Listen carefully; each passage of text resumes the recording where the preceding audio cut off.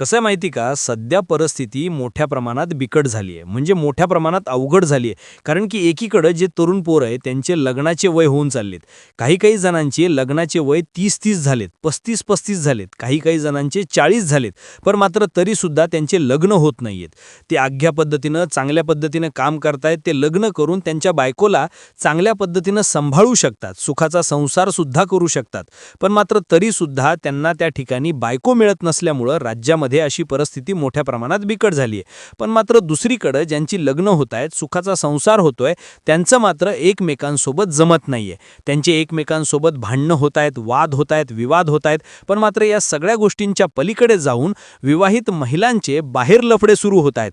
तर जे विवाहित पुरुष आहेत त्यांचे सुद्धा बाहेर लफडे करण्याचं प्रमाण वाढलेलं आहे.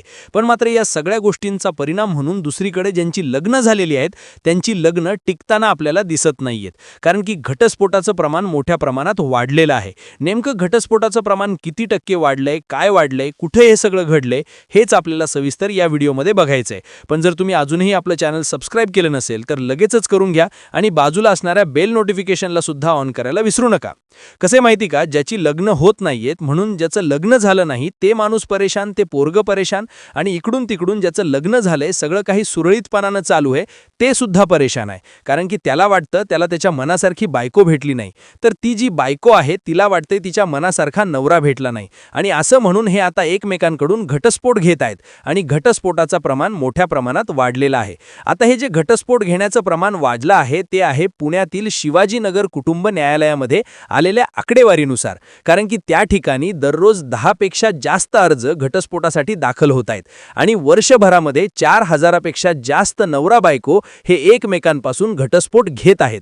मग घटस्फोटाचं प्रमाण नेमकं काय आहे? कारण की यांचं झालेलं जे उशिरा लग्न आहे, एकमेकांसोबत समजून न घेण्याचे निर्णय आहेत आणि जे काही त्या ठिकाणी दोघांचा पगार आहे किंवा नवऱ्याचा पगार आहे त्या पगारामध्ये त्यांचं भागत नसल्यामुळं बायकोला आणि नवऱ्याला दोघांना सुद्धा कुटुंबासोबत राहायचं नसून वेगवेगळं राहायचं असल्यामुळं असे सुद्धा कारणं समोर येत आहेत. आता अशा कारणांमुळं घटस्फोट वाढण्याचं प्रमाण वाढलेलं आपल्याला दिसतंय.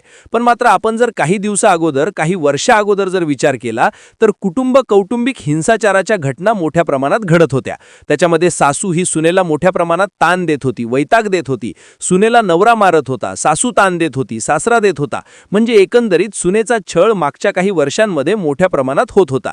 पण मात्र दिल्या घरी सुखी राहा म्हणून त्या पोरीचे आई वडील सुद्धा त्या पोरीला जास्त काही बोलत नव्हते आणि आपल्या पोरीला वापस सुद्धा आणत नव्हते. त्या काळातल्या ज्या महिला आहेत, सुना आहेत, यांनी अगदी मोठ्या प्रमाणात अन्याय, अत्याचार आणि सासूचा सासरवास मोठ्या प्रमाणात सहन केलेला आहे.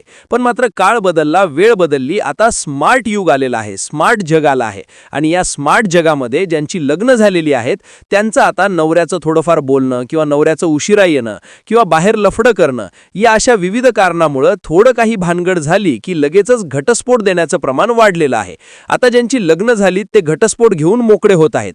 पण मात्र ज्यांची लग्न झाली नाही त्यांचं लग्न कधी होतंय हे त्याचीच वाट पाहत आहेत. आता या दोन्ही बाजूंवर ज्या पद्धतीनं घडतंय त्याच्यावर तुम्हाला काय वाटतंय हे अगदी स्पष्टपणे कमेंटमध्ये सांगा. कारण की कोणाच्याही भावना दुखावणं, कोणाचंही मन दुखावणं हा आपला उद्देश नाही. समाजामध्ये जे घडतंय, मीडियामध्ये जे दिसतंय तेच सांगायचं काम आपण या ठिकाणी करत असतो.